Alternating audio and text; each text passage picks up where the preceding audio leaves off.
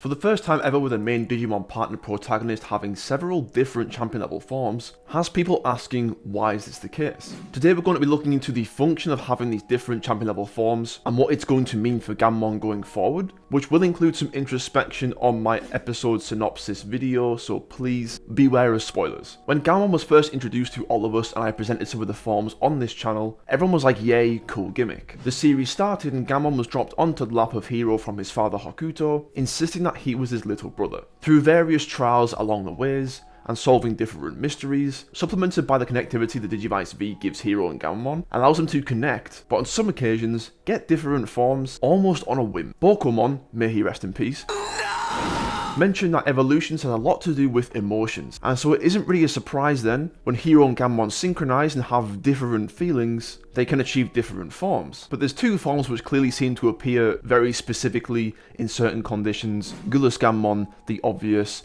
zero connectivity between Hiro and Gammon. Gammon becomes wrathful, he becomes Gullus Gammon. And then there's Chaos Gammon, which literally debuted because Gammon wanted to fly and Hiro wanted Gammon to fly, and thus it enabled Gammon to fly as Chaos Gammon. There is no real specifics as to what creates Weizen Gammon and Betal Gammon. There's no distinct emotion or desire being shown. The forms have different function, but the feeling needed to achieve those forms isn't exactly clear at this point. It's Gammon specifically, which has the potential of variability. When Gammon kind of comes into the real world, he is very much a blank slate. He has not been impressioned upon by Hokuto really. Hiro is molding Gammon as a character, whereas he is very childlike and babyish in the earlier episodes, whereas now he kind of has his own character and is picking up different traits from Kiyoshiro, Ruli and Hiro, and the other Digimon, Jellymon and Goromon. That is molding Gammon into the character he ought to be, but with the complications that surround Gammon in Gullus Gammon. That is a natural evolution for Gammon. No connectivity with Hiro was required, he evolved out of pure emotions, much like in Ghost Game how normal Digimon evolve. Furthermore, in episode 19 of Digimon Ghost Game, when Piccolo went back to the past to try to undo Gammon, he encountered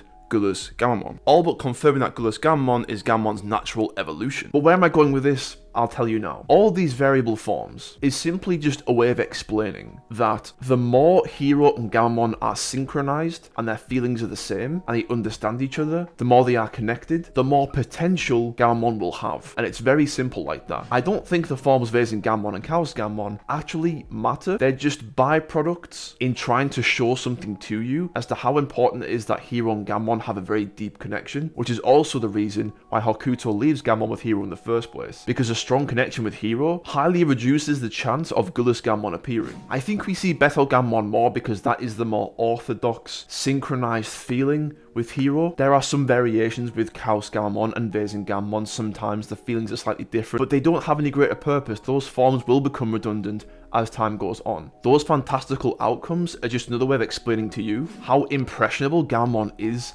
as a character, and what that's going to mean, and how it's going to matter in avoiding Gullus Gammon or facing Gullus Gammon, which we'll talk about now. So my recent episode synopsis video, episode 20 sounds like a real big hitter. This pins Hiro and Gammon in a cage or arena of fire where they have to fight two Digimon that both seem pretty violent and intent on hurting them. The synopsis states, spoilers, Gammon is struggling to cycle through its own evolutions, so he may likely go through each one of the RGBs, so Betel, Chaos, Weizen, and as many expect, Gullus Gammon is probably going to appear. So in a roller coaster of emotions, that's going to be impressioned upon Gammon, which is what causes him to evolve into different Digimon multiple times in that one instance. This aspect of Digimon Ghost Game separates itself from every other series which came before it. Yes, there have been Dark Digivolutions, yes, there's been Ruin Mode, Skull Greymon, Megidramon, but never has a Dark Digivolution been a fundamental aspect of a Digimon's character. Gammon isn't just evolving into different Digimon, he is changing the way he is. And Gullus Gammon is going to serve as a writing point in that, in the pursuit of power, you cannot use it for wrathful means, to self-servient ends, which is everything that Gullus Gammon is about, to eat or be eaten. We've discussed this many times. But I think in Hiro defeating that ideal, and by quashing that kind of personality developing in Gammon, I think, as many of you would agree, is the key to reaching the next level. And I think what I appreciate about Gammon and its multiple evolutions is not the fan service, it is not the main character protagonist self-serving BS that people don't like about shonen anime. In fact,